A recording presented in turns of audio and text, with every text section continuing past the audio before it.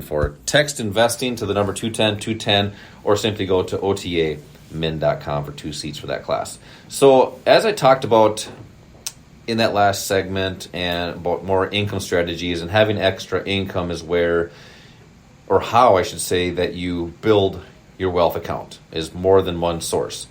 Now, I just Googled how much do you need to have in savings to be able to live we'll call it a healthy lifestyle, or a lifestyle that you're looking to do or have during retirement. And so it just says here some ages from 30 to 65. If someone's 30 years old, they should, in this actual study here, it's off of Bing, I think it's Forbes.com. And it says if you're 30 years old, you should have at least half your salary saved up. So if someone's 30 years old, they should have at least $50,000 saved up if they make $100,000 a year. Mm-hmm. If someone's 35, it says 1 times your salary. So if you make $100,000 a year, you should have $100,000 saved. If somebody is 50, they should have six times their salary saved up. So, and I would say an average salary is probably $100,000. I would say is probably on the lower end nowadays, but a lot of people are making in the $100,000 range right now. You should have at least 6 times your salary saved, which is $600,000. If you are 60, this study says you should have 10 times your salary saved. So if you make $100,000, you should have at least $1 million.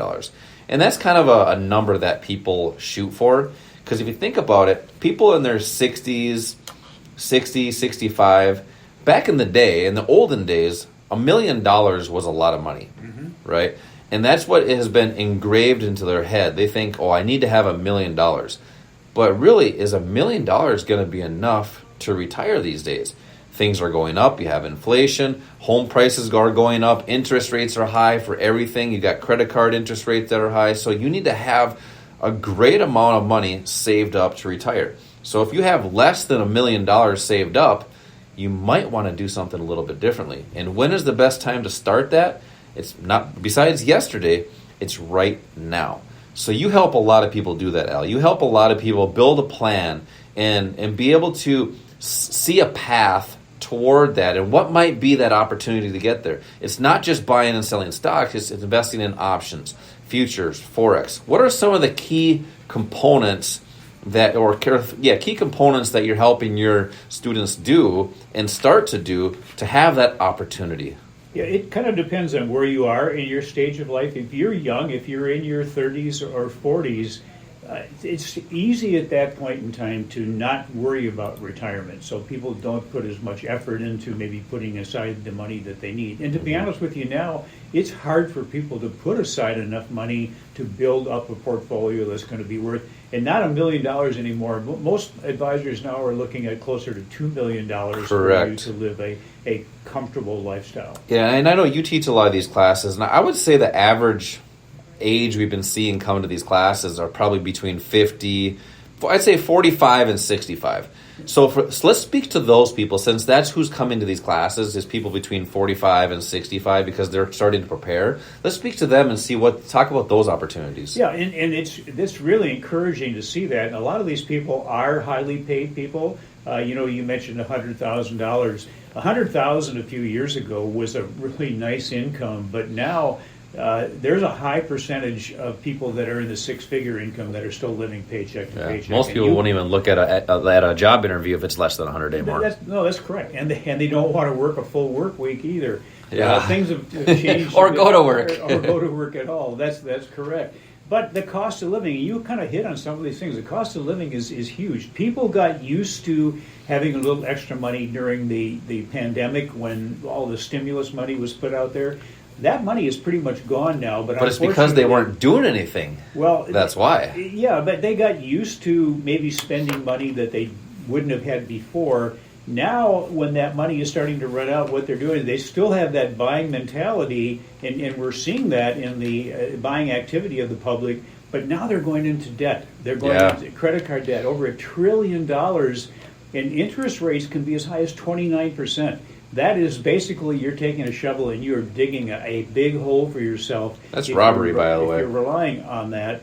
And well, it's even worse because a lot of the credit card companies are automatically increasing your credit limit.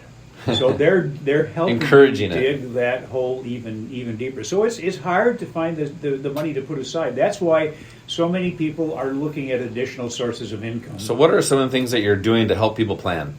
Well, we're talking to them about the ways that you can generate additional sources of income without having to have an extra job, because that's really what most people have become used to. If I need more money, I'll get a part-time job or I'll work overtime. There are assets that you can trade that are really designed for income that allow you to not have to go somewhere and report to somebody, be responsible to somebody else. You can sit at home, your home office. You can sit on a beach with a cell phone and trade. These are assets like we talked about futures in the last segment. Well, the foreign exchange market, the options market. There's three right there, three different sources of income that you can have. That's interesting, Al, because if you're behind on retirement, you need something that gives you the most capital efficiency, and that's those leveraged assets. Exactly. And the reason that people don't trade them is because they don't know about them, and they fear things that they don't know. Well, now that they know about them, let's get them going with that. Okay, well, and that's what we do. We pull back that curtain, that shroud, and we show you what these assets are, how you can trade them, and why the big institutions, if you look at the returns of the public compared to the Wall Street institutions, the big banks, the smart money, the hedge funds, there's a huge difference there. And why is there a huge difference? Well, it's because the one group that is consistently successful, Wall Street, is using strategies that are different than what they push on the public. And that's what we show you what they're doing and how you can participate doing basically the same things that they're doing. And here's the great thing. You mentioned Peter Lynch saying that the retail trader has the edge now. We do, but do you know what the edge is? That's what we'll show you. Come in and let us talk to you about what the edge is you as a retail trader you can do for yourself. Yep. And I want to just ask you a question, Alan. And if you're listening right now, say the same thing out loud. And you're probably going to say the same thing. I want to ask you the question, Alan. I want to get you to give it 2 seconds before you answer so our listeners can do the same. What is the average rate of return that the market gives over time? What's the historical average? Give it 2 seconds, and then why don't you say it, and our listeners do the same. There's 2 seconds. Okay. Well, if you look at the S&P 500, it kind of depends on the time period you're looking at. But it can be 8-9%. Okay. But people do not get the same return as the S&P 500. Correct. So if you said something around there, maybe you weren't sure, but if you said something around there, you're conditioned to think that's actually good. So if that's what you believe, and then say your broker or your advisor says that's what you're going to get because historical, all that stuff, well, then that's exactly what you will get, is mediocre. And if you want opportunities to have the potential to do something different, it might take looking at a different asset or a different strategy or maximizing your capital. And we'll introduce you to those strategies in these investing classes. I want to give away one last seat to these investing classes to be introduced to these concepts, these techniques, these different assets that allow you to have better opportunities. Just text the word investing to the number 210-210, or simply go to our website, otamin.com. That's otaminn.com. So, Al, it's all about belief, right? And what you believe, you will achieve. If you believe mediocrity, you will get mediocrity. If you believe the best things that can happen, you might have that opportunity. But it takes a little bit of action to do so. You have to take action to get started. Sometimes that's the hardest thing to do, is get started. That's why we have a free class for people, to come in to see what it's all about. And you help with different techniques, different tips and tricks, but you always have great insight. And I want you to talk about today that tip. Let's hear today's OTA tip of the week. Well, take a moment and ask yourself why you are where you are in your life. The answer is it's because of decisions you have made. And where you will be in the future depends on the decisions you make today. So embrace the fact that you have the freedom to decide how your future will look. If changes you want to make are financial, we can provide the knowledge, the tools, the strategies, the resources to give you the opportunity to succeed. But it's up to you to decide what to do with them.